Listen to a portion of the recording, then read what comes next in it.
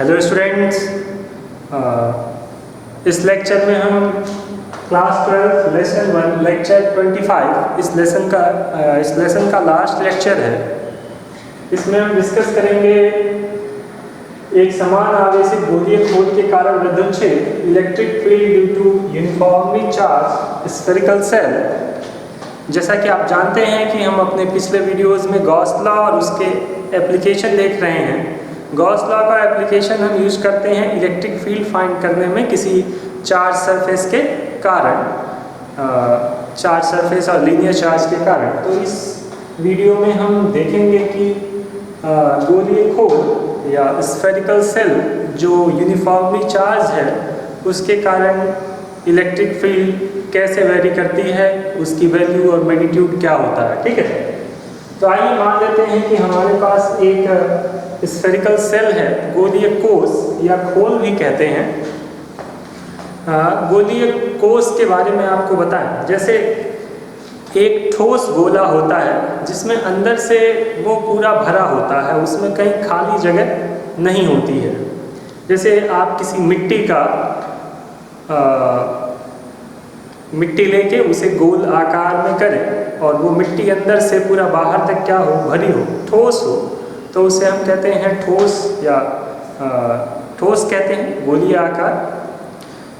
यदि मान लीजिए एकदम केवल जो संरचना है, जो धातु है या धातु है जो भी है, वह केवल सतह पे है, बाकी अंदर पूरा खाली है, तो उसे हम गोलीय कोष कहते हैं। जैसे कि मान लीजिए हम एक गुब्बारा मान सकते हैं, बलून, यदि वो गोल हो तो बस एक पतली सी परत होती है बाहर, अंदर पूरा क्या होता है, खाली होता है, तो वो अधातु का होता है। लेकिन यहाँ पे जो हमारा मान लीजिए वही बलून जैसा पतली एक फिल्म है जो किसी मेटल की है, कंडक्टर की है, एक पतली फिल्म है, गोला बना रही है और गोले की त्रिज्या क्या है, कैपिटल R, ऐसा हम मान लेते हैं।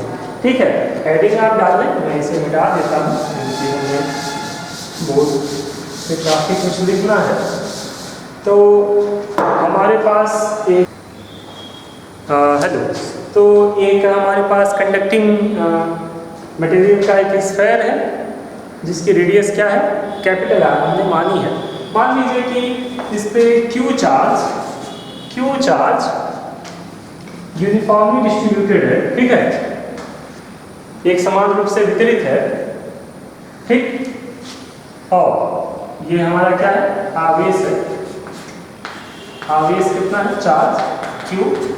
अच्छा, इस गोले का क्षेत्रफल, गोले का पृष्ठीय क्षेत्रफल कितना होगा, पृष्ठीय क्षेत्रफल या क्षेत्रफल लिखते हैं, क्षेत्रफल कितना होगा, A से लिख सकते हैं क्षेत्रफल को 4 πr², ये क्षेत्रफल होगा। तो यहाँ से हम सबसे पहले परिभाषित कर लेते हैं पृष्ठीय आवेश घनत्व।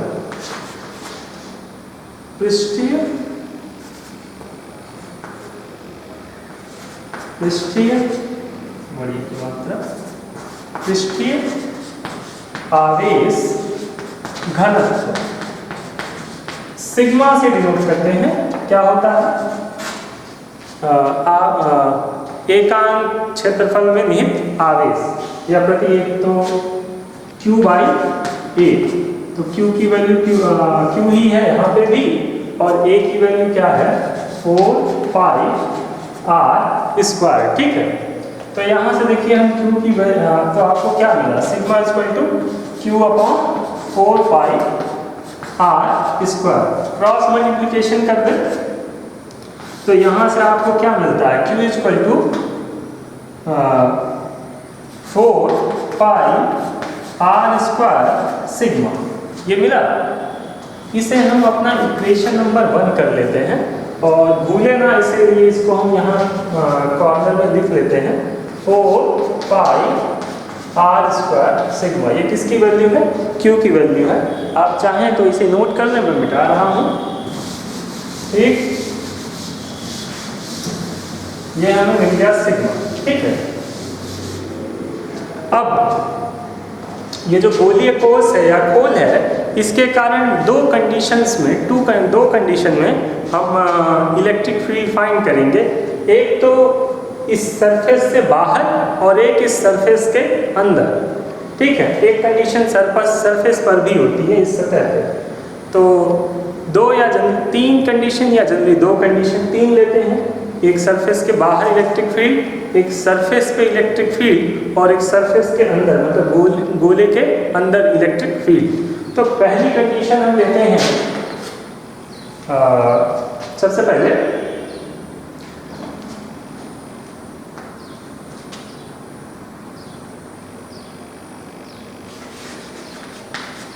खोल के बाहर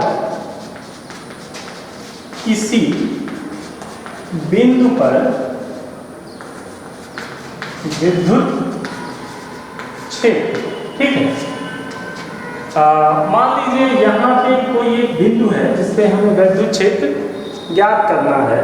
तो आप जानते हैं गॉस का नियम ये कहता है कि जिस बिंदु पे विद्युत क्षेत्र ज्ञात करना है सबसे पहले क्या करें, उस पे एक गाउसीय पृष्ठ का निर्माण करें। गाउसीय पृष्ठ कैसा होना चाहिए, जैसा कि हमारे आवेशित ये वस्तु या पदार्थ की संरचना है उसी के अनुसार होना चाहिए। तो हमारे आवेशित वस्तु की संरचना कैसी है, गोलाकार।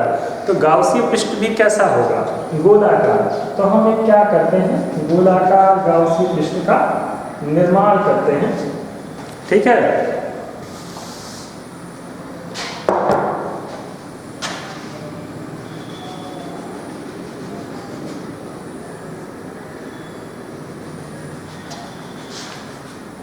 ठीक।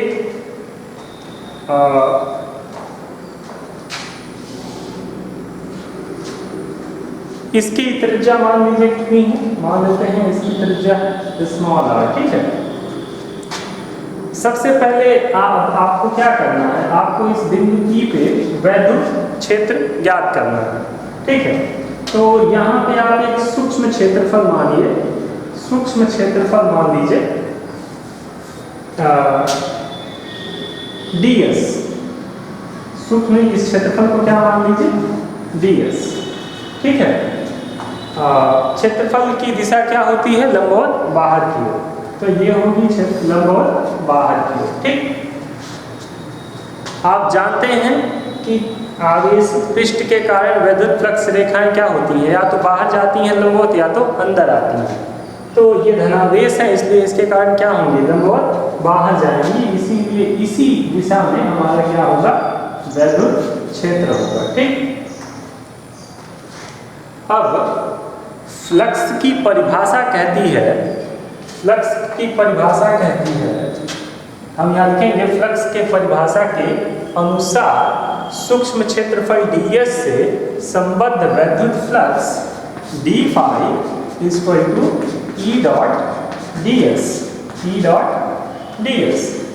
अब देखिए डॉट प्रोडक्ट है तो क्या हो जाएगा, EDS cos थीटा। थीटा क्या है, S और E के बीच का कोण, दोनों एक ही लाइन में है तो कोण कितना होगा, 0। थीटा, ये थीटा कितना होगा, 0, और cos 0 की वैल्यू 1। तो d phi equal to E ds। तो यहाँ रीजन दे देंगे क्योंकि थीटा इक्वल टू 0 डिग्री, इसलिए cos थीटा कितना हो जाएगा, 1 हो जाएगा। ठीक है, इट इम्प्लाइज। ठीक, ये हो गया।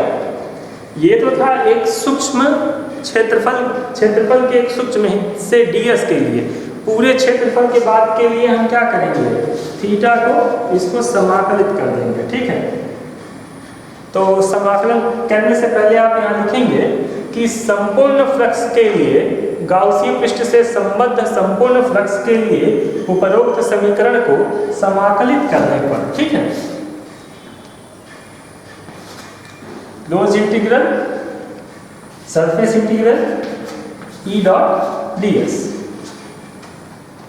d फाई का इंटीग्रल फाई हो जाएगा, E क्या है, नियतांक है, बाहर आ जाएगा, सरफेस इंटीग्रल ds। आप जानते हैं ds एक छोटा क्षेत्रफल है और s पूरा क्षेत्रफल क्या होगा, इस गोलीय गाउसीय पृष्ठ का क्षेत्रफल। इसकी त्रिज्या कितनी है, स्मॉल r, तो कुल क्षेत्रफल कितना होगा, जब आप इंटीग्रेट करेंगे तो कितना आ जाएगा 4 पाई आर स्क्वायर। तो फाई की वैल्यू क्या आ गई E into 4 pi are square. ये हो गया हमारा समीकरण 2, इक्वेशन सेकेंड। ठीक है, अब इसे ऐसे ही छोड़ देते हैं, आप लिखना चाहें तो लिख सकते हैं। ठीक,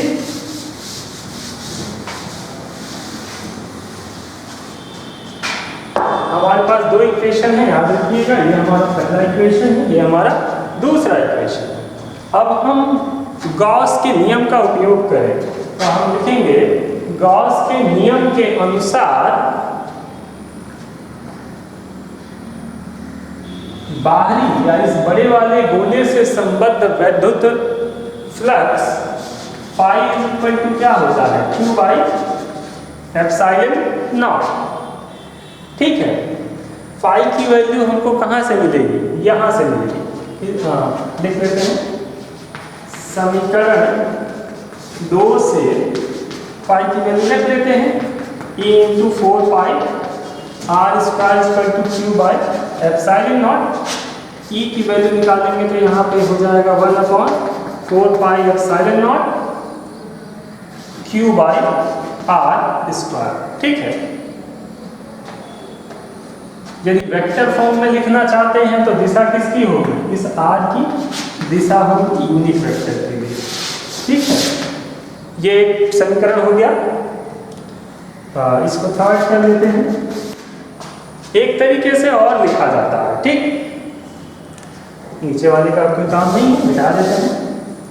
कभी कभी हम सिग्मा के टर्म में लिखते हैं तो Q को सिग्मा से रिप्लेस कर सकते हैं। ठीक है, जैसे ये भी एक फॉर्मूला है, यदि आपको Q दिया है तो ये फॉर्मूला यूज करेंगे, और यदि आपको सिग्मा दिया है तो क्या करेंगे देखते हैं। ठीक है, लिखिए समीकरण 1 से, देखिए E is equal to 1/4 pi epsilon naught है, Q की वैल्यू रख लीजिए वहां से 4 pi capital R square sigma.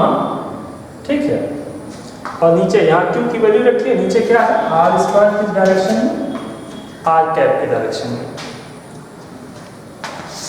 देखिए 4 पाई से 4 पाई कैंसिल, तो हमारे पास क्या बचा E इज इक्वल टू, देखिए sigma R square sigma capital R square by epsilon not small r square, small r in the direction of small r। ये एक दूसरा फॉर्मूला हो गया। ठीक है, तो इस प्रकार हमने इस गोलीय कोश से बाहर स्थित किसी बिंदु पे वैद्युत क्षेत्र ज्ञात कर लिया। ठीक,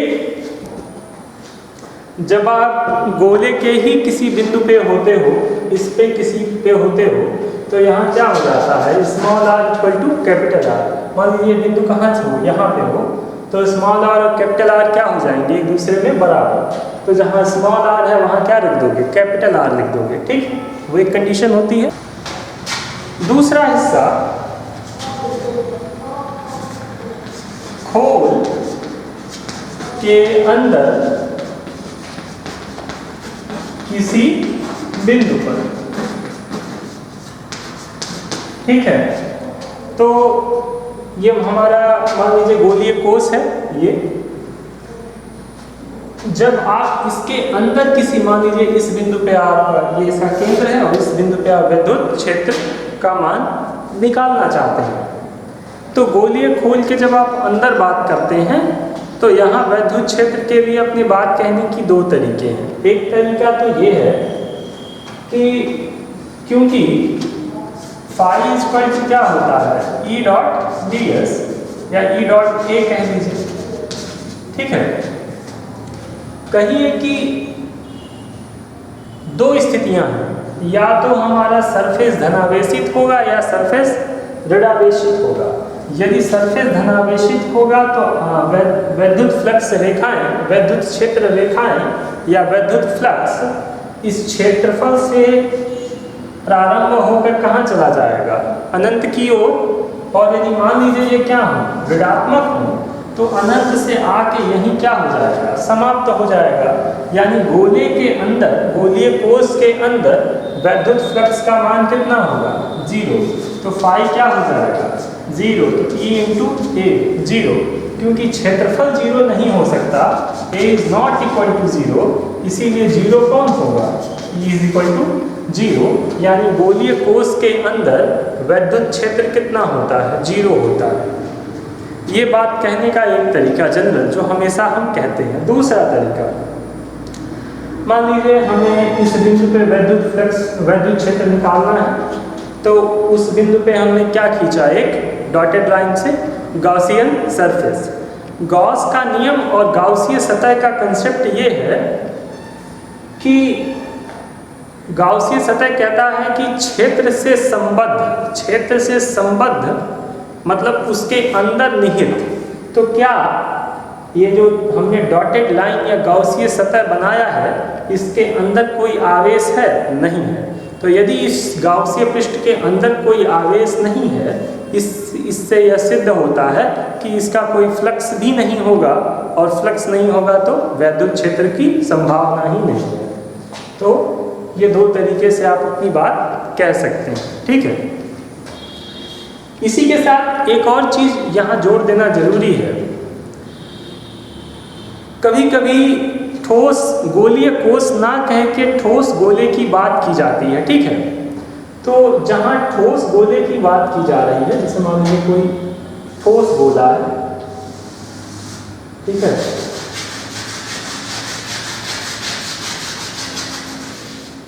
तो ठोस गोला दो तरीके का होता है, एक होता है चालक, दूसरा अचालक। चालक का बना हुआ, अचालक, जैसे चालक लोहा, सोना, चांदी, अचालक मिट्टी या लकड़ी।